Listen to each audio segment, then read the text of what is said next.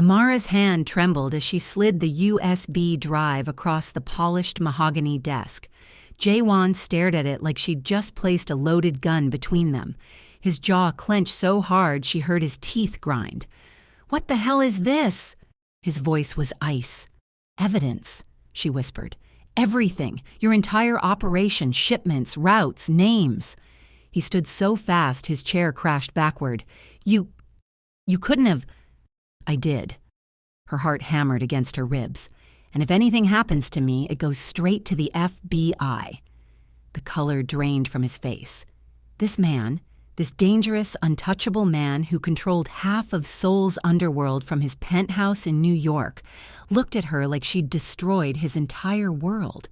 Because she had. Why? The word came out broken.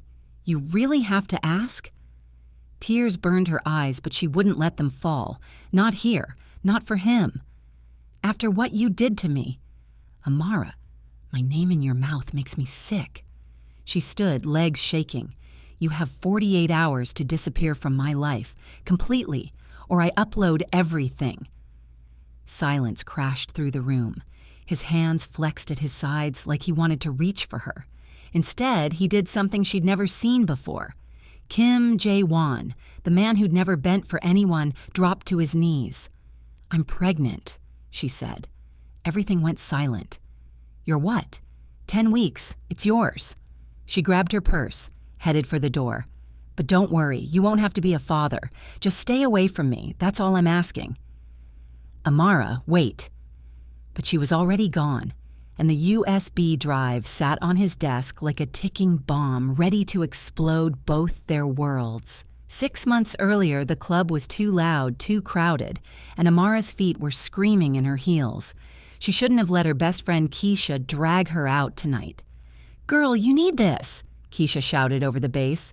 "When's the last time you had fun? And I mean real fun, not reorganizing your sock drawer." "Last week I went to that pottery class." "Boring. You're 28, not 82. Now drink this and look cute. I see someone checking you out." Amara turned. Across the VIP section, a man was staring.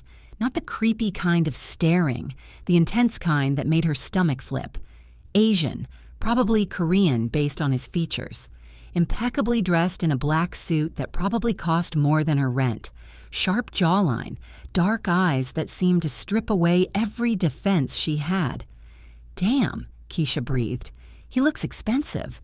He looks dangerous. Even better." Before Amara could protest, the man was walking toward them. The crowd parted for him like Moses and the Red Sea. 3 other men in suits followed at a respectful distance. Bodyguards, she realized. "Ladies." His accent was slight, his English perfect. "I'm Jae-won. May I buy you a drink?" Keisha's eyes went wide. "Is the Pope Catholic?" "Yes, honey, you absolutely may." Amara elbowed her. "We're fine, thank you." "I wasn't asking your friend." His gaze locked onto Amara's.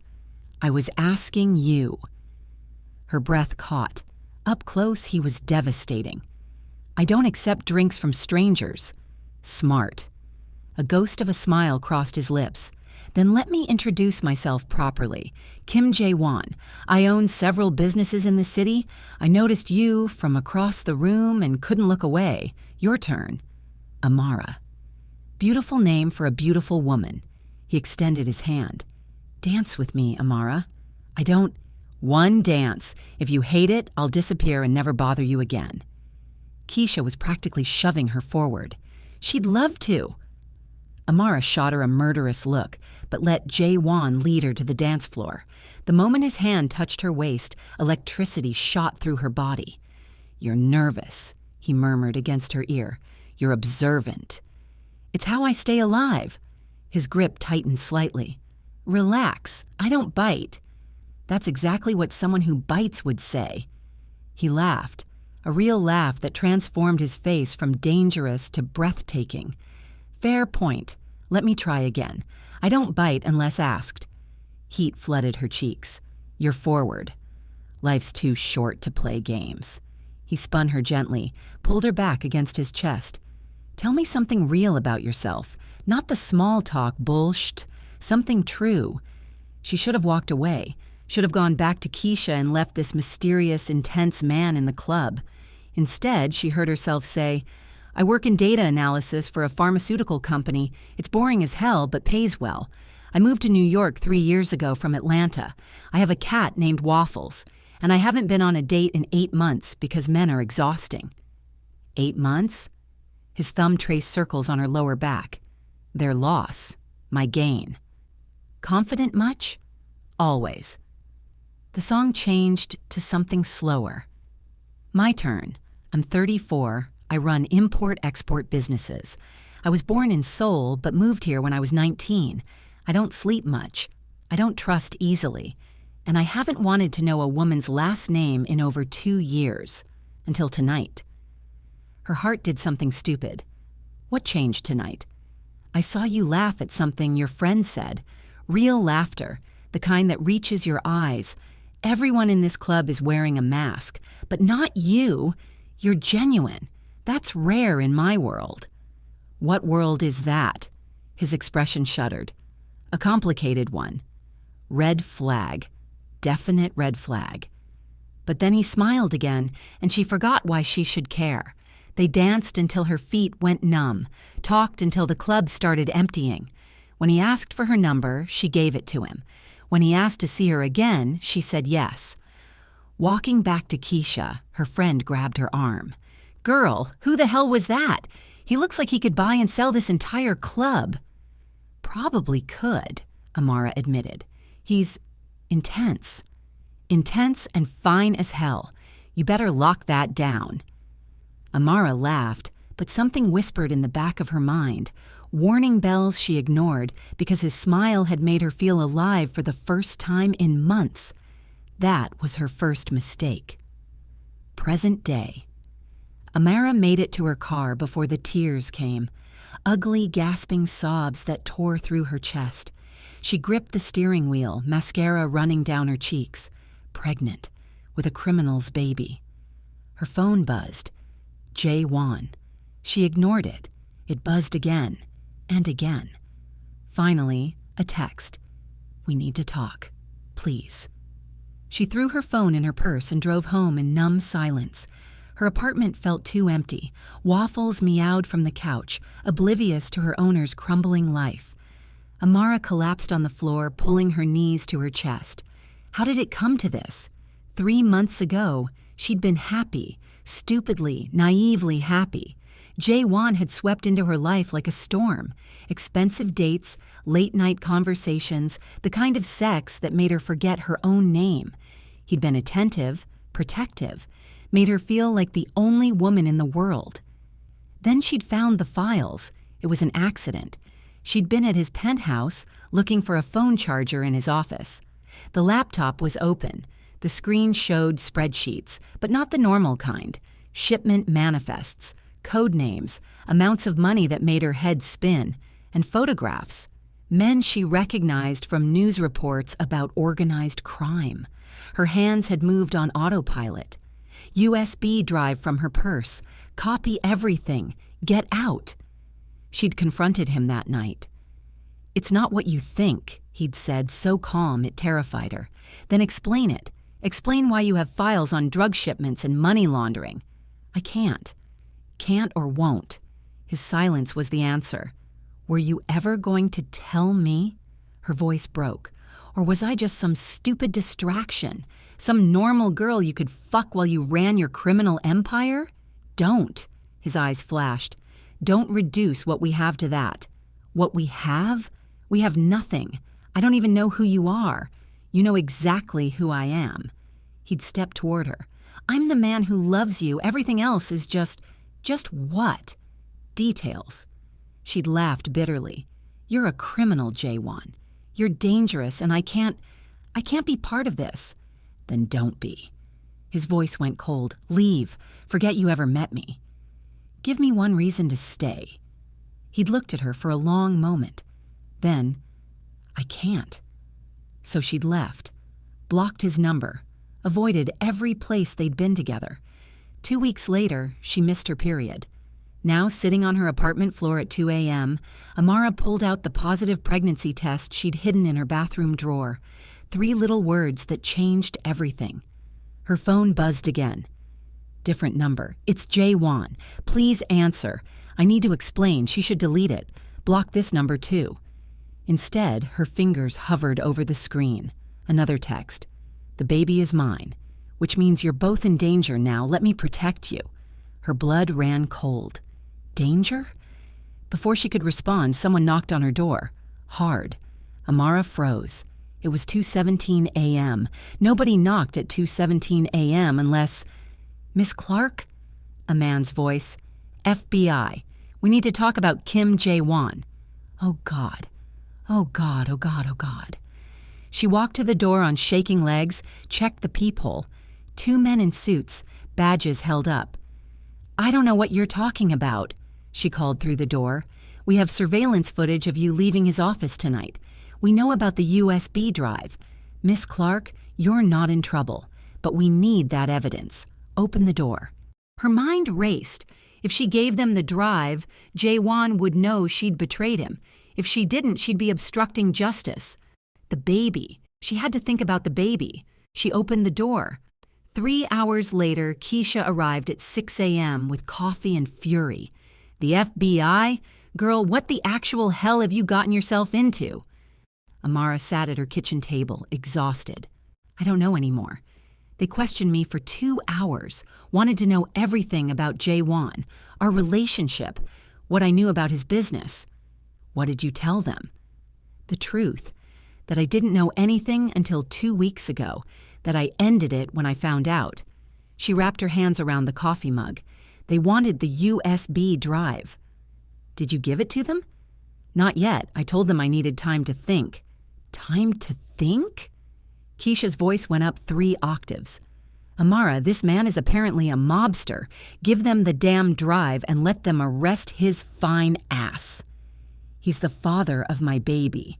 Keisha's mouth fell open, closed, opened again. I'm sorry, what? I'm pregnant, 10 weeks. Oh, honey. Keisha pulled her into a hug. Okay, we're gonna figure this out. First, do you want to keep it? Yes. The answer came instantly. I know it's insane, but yes. Then we figure out the Jae-won situation. Do you love him? Amara's eyes filled with tears. I did. I do. God, I'm so stupid, but I do. Love makes us all stupid, trust me. Keisha squeezed her hand. But listen, if he's really dangerous, you need protection. Maybe the FBI... A crash from the living room cut her off. Both women jumped up. Amara grabbed a knife from the kitchen. They crept toward the living room. The window was open. Someone had broken in.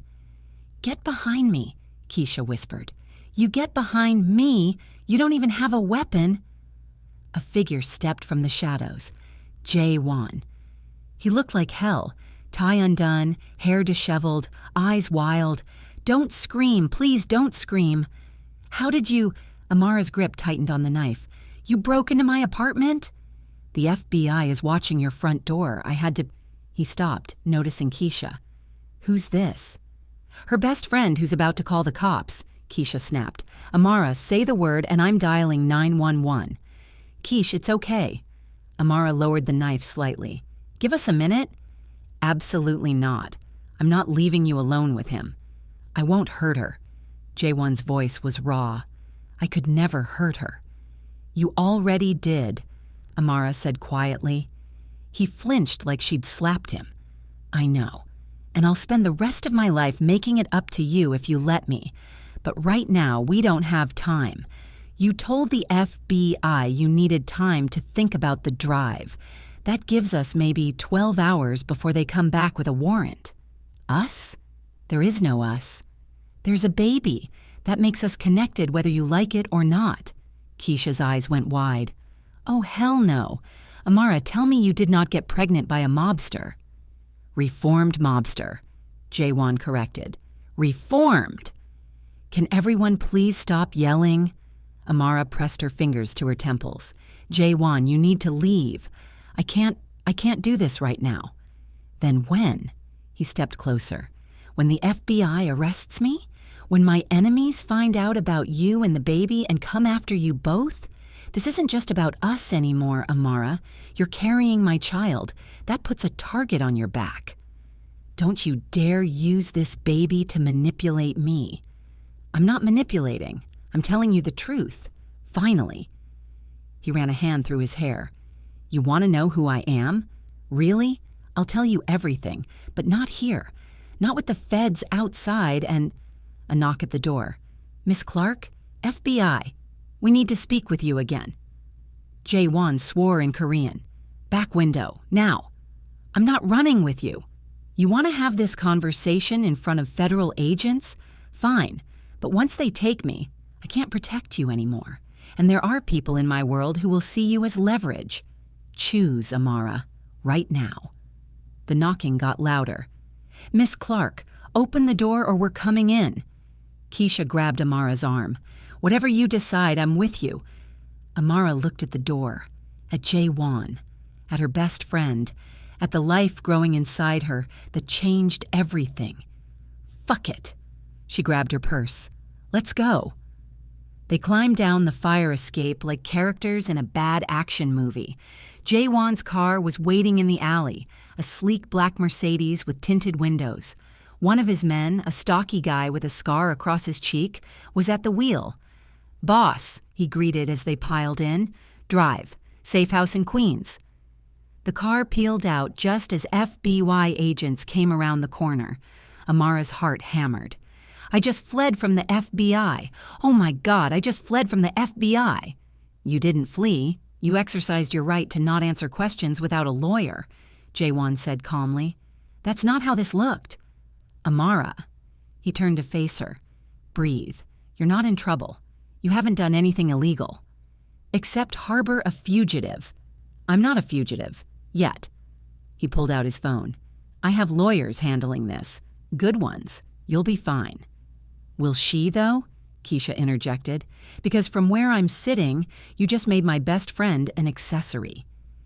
Your best friend made herself an accessory the moment she copied my files.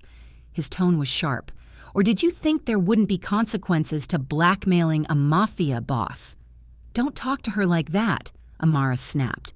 Then don't act naive. He leaned forward. You want the truth? Here it is. Yes, I run criminal operations. Money laundering, smuggling, some enforcement. I took over my father's organization when he died 5 years ago. I've been trying to legitimize it. Get out, but it's not that simple. You don't just retire from this life. Why didn't you tell me this before? Because I was selfish. His voice dropped.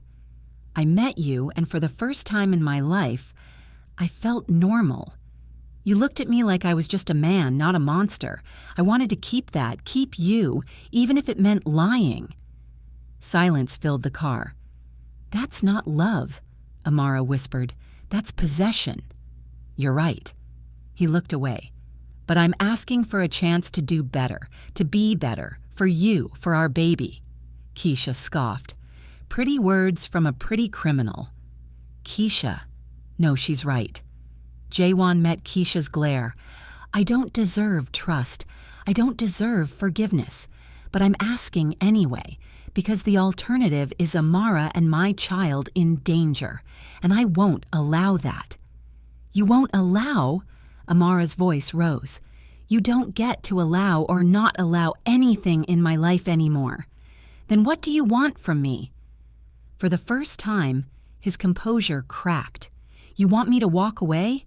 Fine, but take my protection. Let me keep you safe, even if you hate me. I don't hate you. The words came out broken. That's the problem. I should hate you, but I don't. I love you, you bastard, and I hate that I love you. The car went silent. Jae-won's expression shattered. Amara, don't. Tears streamed down her face. Just don't. Get me somewhere safe. Then we'll figure out what happens next. He nodded, jaw tight, turned back around. Keisha squeezed Amara's hand, and they drove into the early morning light, everything uncertain and terrifying and completely out of control. The safe house, 9:47 a.m. The Queen's safe house was nicer than Amara expected, a renovated brownstone with security cameras and guards posted discreetly outside. Inside, it looked like a normal home, warm, lived in. "You'll be safe here," Jaewon said as they entered. "My men are outside. No one gets in without my approval." "How long do we stay?" Keisha asked, ever practical. "Until I handle the FBI situation and secure my enemies." He looked at Amara. "Could be a few days, could be longer. I have a job, responsibilities. I'll handle it. You're on medical leave. You can't just—" "I can and I did." His tone left no room for argument. "Your safety comes first. Everything else is secondary." Amara wanted to fight him, but exhaustion won. "Fine. Where do we sleep?" He showed them to 2 bedrooms upstairs. Both were comfortable, with attached bathrooms and plenty of space. "I'll be downstairs if you need anything," Jaewon said. "Try to rest." As he turned to leave, Amara caught his arm. "Wait." He stopped, hope flickering in his eyes. "Tell me the truth, all of it. No more lies." He studied her for a long moment. "Okay, but you might not like what you hear." "I already don't like any of this. Try me." They sat in the living room, Amara and Keisha on the couch, Jaewon in a chair across from them. He looked older suddenly, the weight of his world visible in every line of his face. "My father was Korean Mafia, old school, ruthless. He built an empire on fear and blood money. When he died, it fell to me as his only son. I was 29, just finished my MBA, trying to live a normal life. But family is everything in our world. I couldn't refuse." "So you became a crime lord," Keisha said flatly. "I became a boss. There's a difference. I inherited operations, connections, enemies. I also inherited debts, financial and otherwise. For the first 3 years, I was just trying to keep us afloat. Then I started making changes, cutting out the violent operations, focusing on money laundering and smuggling high-end goods, not drugs or weapons." "That's still illegal," Amara pointed out. "It is, but it's less harmful. I know that doesn't make it right, but I'm trying to transition us into legitimate business. Import-export, real estate, investments. It takes time." "Why not just walk away?" "Because my enemies would kill me the moment I showed weakness. Because I have 200 people who depend on me for their livelihoods. Because once you're in this world, you don't just get out. You have to earn your way out. And I've been working toward that for 2 years." He leaned forward, elbows on his knees. "Then I met you. And suddenly I had something to lose that actually mattered. Not money or power or reputation. You. I fell in love with you so fucking fast it terrified me. Every instinct said to cut you loose before you got hurt. But I'm selfish. I kept you anyway." Amara's throat tightened. "If you loved me, you would have been honest." "If I'd been honest, you would have run, and I wasn't strong enough to let you go." His eyes glistened. "I'm sorry, Amara, for lying, for putting you in danger, for all of it. But I'm not sorry for loving you.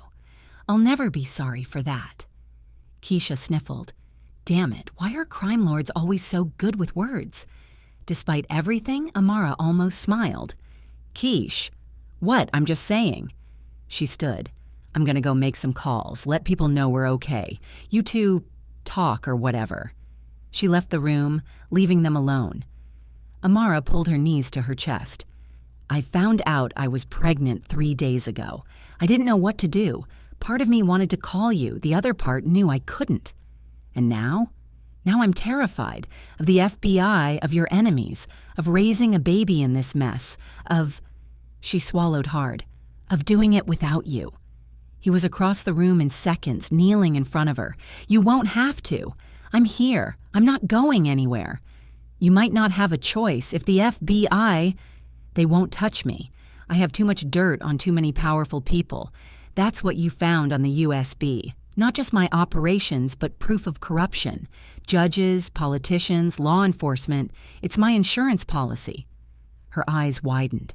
"You're saying you have leverage against the FBI?" Against people who can control the FBI, yes, I'll make a deal. They leave me alone to transition my business, and I don't release the files. Everyone wins. That's insane. That's survival. He cupped her face gently. Trust me, I've got this. She wanted to. God, she wanted to. But trusting him meant accepting this life. The danger, the secrets, the constant looking over her shoulder. I need time, she whispered, to process, to think. Take all the time you need. He pressed his forehead to hers. But know this, I love you. I love our baby, and I will burn the entire world down before I let anything happen to either of you. 2 days later, Amara was going stir-crazy in the safe house. She'd called her job, arranged leave, talked to Keisha about next steps, slept more than she had in weeks. But she hadn't talked to Jaewon. Not really. He gave her space, only checking in to make sure she ate and rested.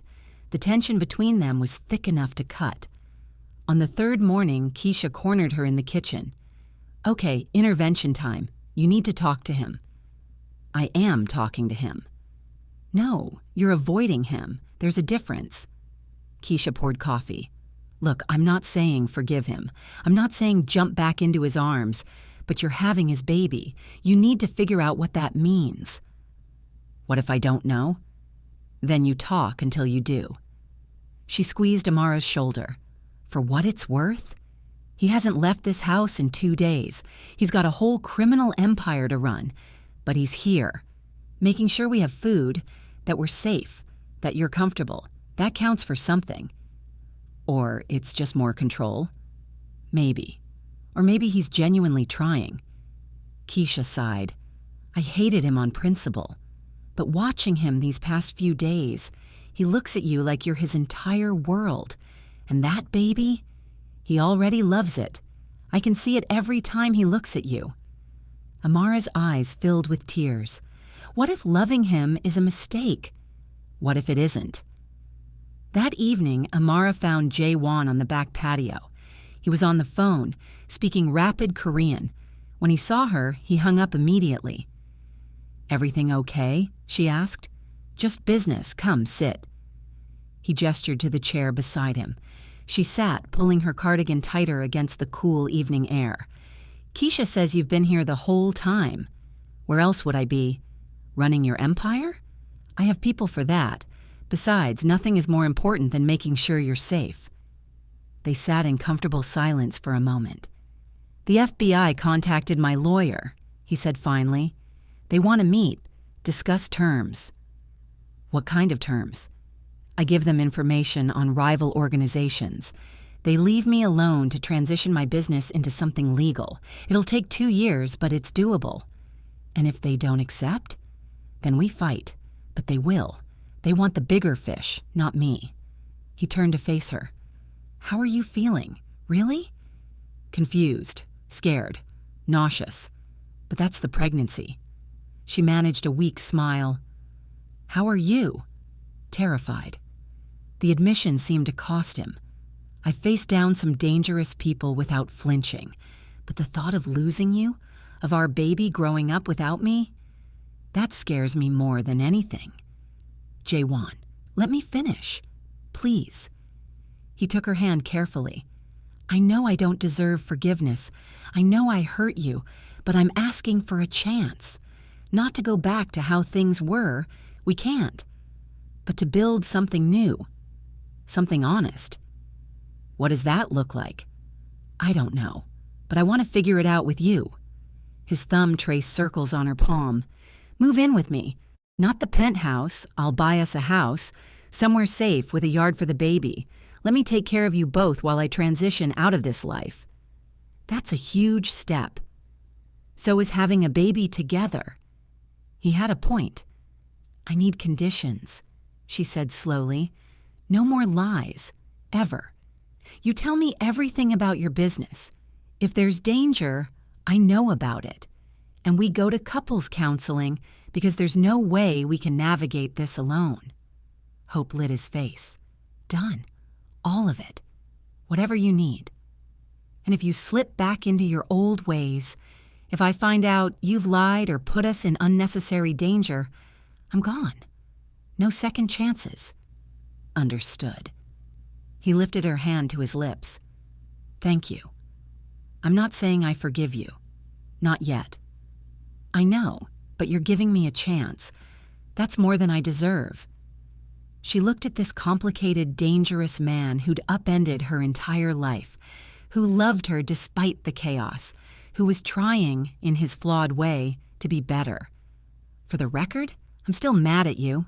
I'd be worried if you weren't. And I'm definitely not sleeping with you. Not asking you to. Good. She paused.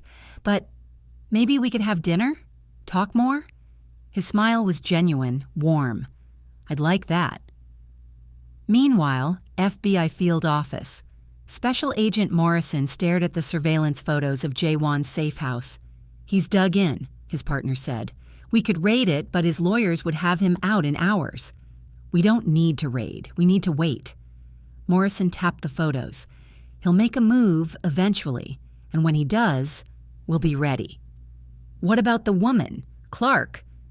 She's not the priority, but keep eyes on her. If she's truly turned on him, she might give us more. What Morrison didn't know was that his boss had already received a call from someone very powerful, someone with connections to Jaewon. The message was clear: back off or the dirt gets released. Politics and power always won in the end. 1 week later, life found a strange rhythm. Amara and Keisha stayed at the safe house while Jaewon negotiated with the FBI and handled his business. He was attentive but not overbearing, giving Amara space while making it clear he was there if she needed him. They had dinner together most nights, talked about everything: their childhoods, their fears, their hopes for the baby. Slowly, carefully, they started to rebuild trust. Keisha, meanwhile, had caught the attention of Jaewon's right-hand man, Min-jun, the stoic, scarred bodyguard who rarely spoke. But when he did speak to Keisha, his eyes softened in a way that made Amara smile. Don't, Keisha warned one morning. Don't give me that look. What look? The I know you like him look. I don't like him. He's just interesting.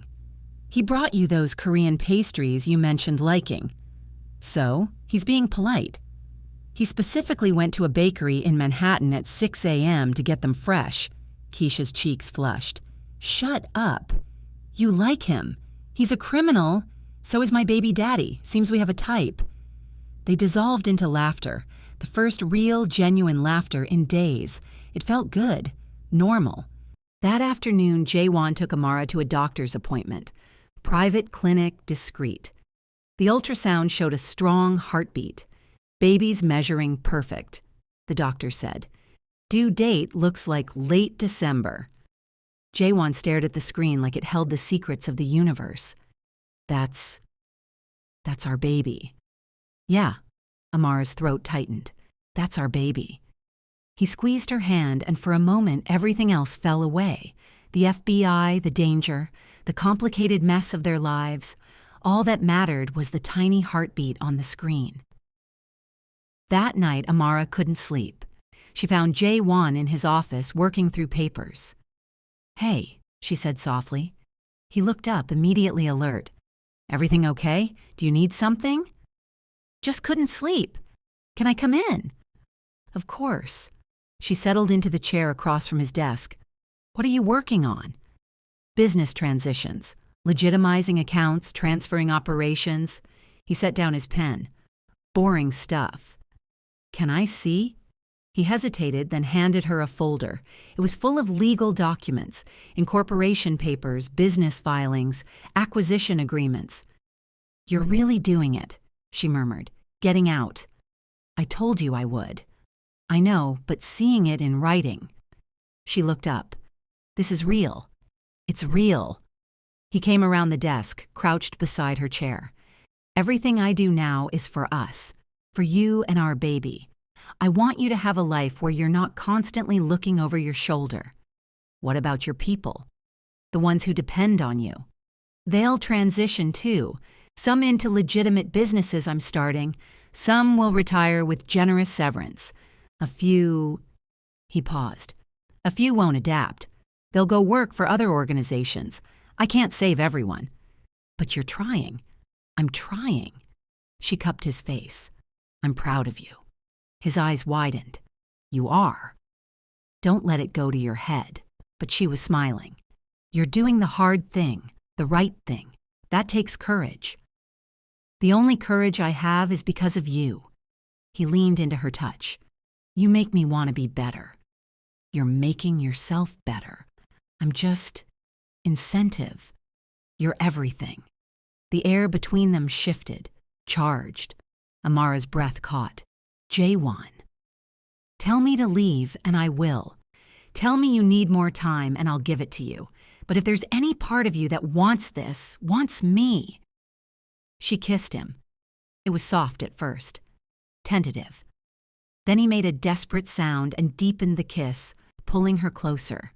She tasted like home and hope and every good thing he didn't deserve. When they broke apart, both were breathing hard. Bedroom, she whispered, now. He didn't need to be told twice. The next morning, Amara woke wrapped in Jaewon's arms. Sunlight streamed through the curtains. For the first time in weeks, she felt peaceful. Morning, he murmured against her hair. Morning. Regrets? About last night? No. She turned to face him. But this doesn't fix everything. I know. We still have a lot to work through. I know that too. He kissed her forehead. But we're working through it together now. That's progress. A knock interrupted them. Boss? Minjun's voice. We have a situation. Jaewon was up instantly, pulling on clothes. What kind of situation? Rival organization. They know about Amara. Amara's blood ran cold. 30 minutes later, living room. Everyone gathered in the living room. Jaewon's face was stone. Minjun looked grim. Keisha held Amara's hand tightly. The Nakamoto family knows about you, Jaewon said without preamble. They're one of my rivals. They see you as leverage against me. Leverage how? Amara's voice shook. They'll threaten you to force my hand, try to take territory or deals I won't give up willingly. So what do? We show them you're untouchable. He turned to Minjun. Gather everyone. Full security detail. I want eyes on every Nakamoto operation in the city. They make one move toward her, we respond with force. Boss, that could start a war. Then we go to war. His tone was ice. Nobody threatens what's mine. Jaewon, maybe we should... Amara started. No. He cupped her face. I will not negotiate with your safety. I will not compromise. They want to play games? Fine. But they're about to learn what happens when they target my family. The word family hung in the air. I'll make the calls, Minjun said, leaving the room. Keisha stood. I'll go check the perimeter or something. Give you two space. When they were alone, Amara grabbed Jaewon's hand. Don't do anything reckless. I'm always reckless when it comes to you. I'm serious. I don't want you getting hurt, or worse, because of me. Then you understand how I feel every second of every day. He pulled her close. This is my world, Amara. Danger is part of it, but so is protection. So is power. I have both, and I'll use everything at my disposal to keep you safe. What if it's not enough? It will be. It has to be. He pressed his forehead to hers. Trust me. She did. God help her. She did. 2 days later, the confrontation.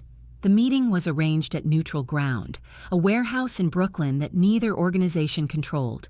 Jaewon insisted Amara stay at the safe house, but she refused. I'm not hiding, she said firmly. If this is about me, I'm going to face it. Amara, no. You said no more lies, no more hiding. That goes both ways. I'm coming. He looked like he wanted to argue, but he nodded. You stay in the car with Keisha and Minjun, armed guards around you at all times, non-negotiable. Deal. The warehouse was cold and empty. Jaewon walked in with 3 of his men. Across the space stood Hiro Nakamoto, a thin, older man with calculating eyes and his own security. "Kim Jae-won," Hiro greeted. "You've been busy. Just cleaning house. What do you want, Nakamoto?" "The ports, Brooklyn and Queens. Give them to me, and we have no problems." "Those ports are mine. Have been for 3 years. Find your own territory." "See, I would." Hiro smiled. "But then I heard an interesting rumor. Something about a woman, a pregnant woman, your woman." Jae-won's expression didn't change, but Amara saw his hands flex. "Careful where you're going with this," Jae-won said softly. "I'm just saying, accidents happen, especially to civilians who get caught in our world. Would be a shame if something happened to her, or the baby." In the car, Amara gasped. Keisha grabbed her hand. "That son of a—" Minjun started, but Jae-won moved faster than any of them expected. 1 second, he was standing still. The next, he had Hiro slammed against a wall, forearm across his throat. "You listen to me very carefully," Jae-won growled. "You go anywhere near her, you even think about her, and I will dismantle your entire organization piece by piece. I will destroy everything you've built, your men, your money, your family, all of it gone. Do you understand me?" Hiro's men reached for weapons. Jae-won's men did the same. The warehouse crackled with tension. "You'd start a war over one woman," Hiro choked out. "I'd end the world over her." Jae-won leaned closer. "She's not leverage. She's not a pawn. She's off limits. You want my territory. Come at me directly. But you leave her out of this, or I swear to God, I will make you regret ever speaking her name." He released Hiro, who stumbled back, coughing. "You're insane," Hiro rasped. "I'm in love. Same thing." Jae-won straightened his jacket. "We done here?" Hiro stared at him for a long moment, then nodded. "The woman's off limits, but this isn't over." "It never is." Jae-won walked out, his men following. The moment he reached the car, he yanked open the door. "Are you okay? Did they—" "We're fine," Amara assured him. "We heard everything." He pulled her into his arms right there in the parking lot, not caring who saw. "I meant every word. I'd burn it all down for you." "I know." She held him tight. "I know." 1 month later, life stabilized. The FBI accepted Jae-won's deal, information on bigger players in exchange for immunity and time to legitimize his operations. The Nakamoto family backed off after Jae-won froze them out of several lucrative deals, making it clear crossing him had consequences. Amara moved into a beautiful brownstone in Brooklyn. Not the penthouse, but a real home with space for a nursery and a yard for the baby. Keisha moved into the guest house out back, claiming she needed to keep an eye on things. Really, it was because Min-jun came by every day, and the two of them had finally admitted what everyone else already knew. They were crazy about each other. "So let me get this straight," Amara said one evening over dinner. The 4 of them sat around the new dining table Jae-won had insisted on buying. "You both fell for criminals?" "Reformed criminals," Keisha corrected. "There's a difference." "Not much of one," Min-jun said dryly, but he was smiling. He smiled a lot more these days. "Hey, at least your guy talks," Jae-won teased. "I remember when Min-jun went 3 days without saying a word." "That was during a stakeout. Still, very monk-like." Amara laughed, watching them banter. This strange little family they'd built from chaos and danger and impossible choices.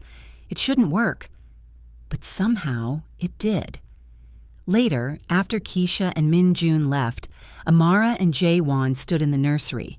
It was painted a soft yellow, with a crib and rocking chair and more baby stuff than one infant could possibly need. "I think I went overboard," Jae-won admitted, looking at the pile of stuffed animals. "You think?" But she was smiling. "Our baby's going to be so spoiled. Our baby deserves everything." He pulled her close, hands resting on her growing belly. "You both do." "We have everything that matters."